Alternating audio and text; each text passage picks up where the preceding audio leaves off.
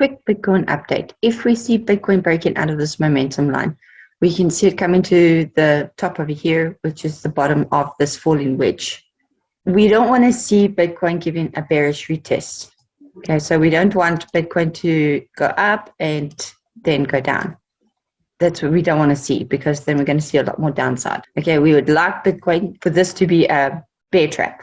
So it would be nice to have Bitcoin just break through this bottom falling wedge line and then come to the top of it. It'll give us some really nice altcoin setups. Just remember that when you get a bull trap, okay, like this, you will always have a huge significant downside. And the same as a bear trap. So if we get a bear trap now, if this is a bear trap, we'll get some significant upside. Okay, so which I'm hoping for, because on the week it's still showing a continuation of the upside.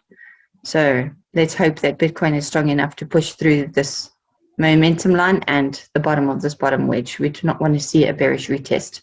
So if we do start seeing a bearish retest, take your short coins, your Luna 3 short, and your Link or Sol, or there's a few others that I can post as well.